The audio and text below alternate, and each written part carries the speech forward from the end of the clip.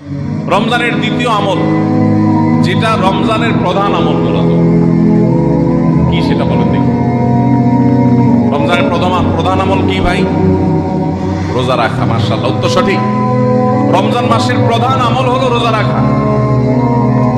রোজা রাখার চাইতে মাসের বড় কোনো আমল হতে পারে না। রোজা রাখা রমজানের সুন্নত না মুস্তাহাব? ফরজ।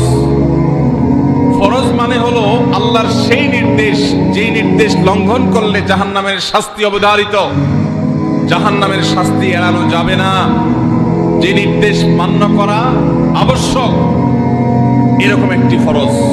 ইসলামের স্তম্ভ কয়টা ভাই? 5টা। নবী করিম সাল্লাল্লাহু আলাইহি সাল্লাম বলেছেন, বুনিয়াল ইসলামু আলা খামস। ইসলাম দাঁড়িয়ে আছে 5টি ফাউন্ডেশনের উপরে, 5টি খুঁটির উপরে, 5টি ভিত্তির উপরে। সেই 5টি ভিত্তির 1 নম্বর হলো শাহাদাতি আল্লাহ ইলাহা ইল্লাল্লাহ ওয়া আন্না মুহাম্মাদান রাসূলুল্লাহ। আল্লাহ ছাড়া ইবাদত এবং উপাসনার উপযুক্ত আর কেউ নাই, আর মুহাম্মদ সাল্লাল্লাহু আলাইহি সাল্লাম আল্লাহর পাঠানো রাসূল, এই কথার সাক্ষ্য মুখে দেওয়া, এটা হলো 1 নম্বর স্তম্ভ। স্তম্ভ নম্বর 2, 5 ওয়াক্ত নামাজ আদায় করা। স্তম্ভ নম্বর 3, যাকাত আদায় করা, যাদেরকে আল্লাহ সামর্থ্য দিয়েছেন, সচ্ছলতা দিয়েছেন। স্তম্ভ নম্বর 4, হজ করা। স্তম্ভ নম্বর 5, রমজানের রোজা রাখা। তবে অনেক হাদিসে রমজানের রোজাকে 4 নম্বরে আর হজকে 5 নম্বরে রাখা হয়েছে। তাহলে রমজান মাসের রোজা রাখা এটা শুধু ফরজ না, মৌলিক ফরজ। নবী করিম সাল্লাল্লাহু আলাইহি সাল্লাম বলেছেন, যদি কেউ জীবনে একটি রোজাও